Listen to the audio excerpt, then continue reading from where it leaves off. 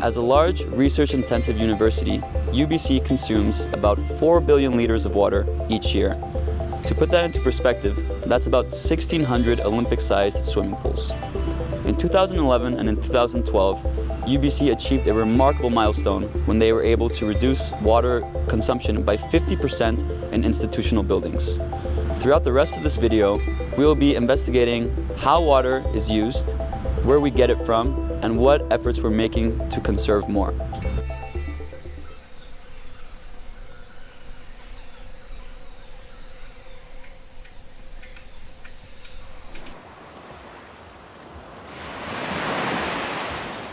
My name is David Woodson. I'm the Managing Director of Energy and Water Services here at UBC.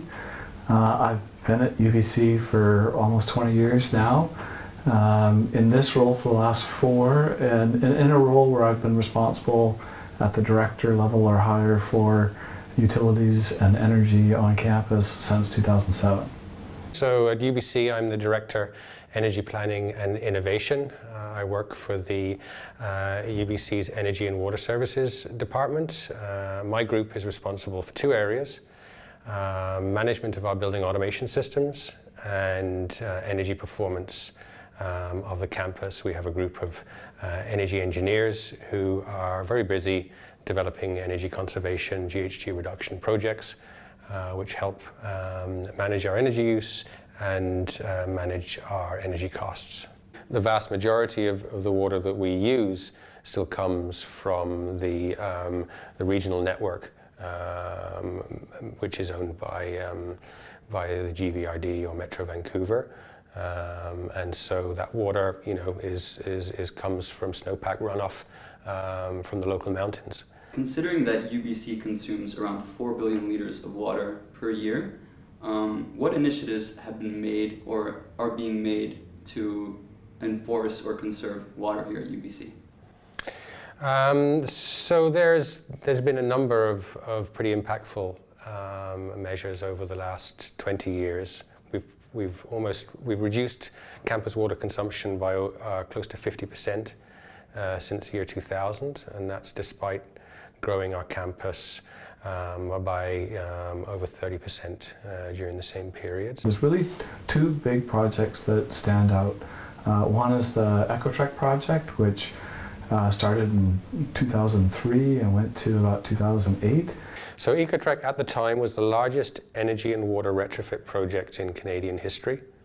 Total capital for the project was about $38.5 million. And started out with a comprehensive audit of our existing facilities as they were in, I think, 2001. And this audit identified a number of energy conservation measures and water conservation measures with a good return on their investment. A lot of those savings come from kind of household activities like making sure the occupancy sensors in our urinals and washrooms are working correctly, to major infrastructure projects which recently completed where we converted our campus district energy system from steam to a more efficient hot water system, but in the process eliminated all of the water losses associated with the steam system. What are some simple examples of EcoTrek and how it can be implemented in other buildings? Some of the simple projects that were done as part of the EcoTrek, the one that stands out to me was the installation of water meters at the core academic buildings. So previously there weren't any. And so, we didn't really know how much water was being consumed at buildings, let alone which buildings were the worst, which ones were the main consumers of water. And so having those meters in place allows us to then analyze the campus to figure out which buildings are the worst consuming buildings, and then, in essence, then focus our attention in those buildings and see what's happening from a water use standpoint. What are some of the greater challenges you face in regards to water conservation efforts?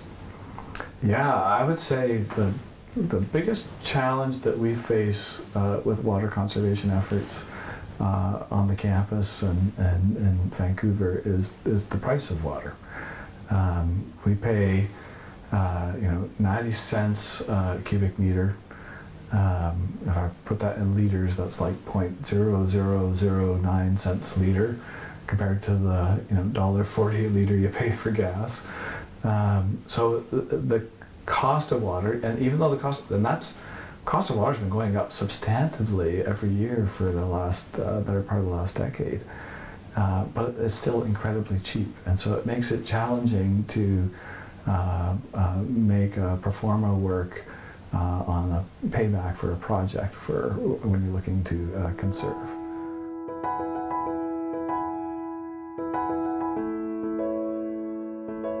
Did you know that a faucet leaking 1 drop of water per second in the span of a year wastes about 10,000 liters of water?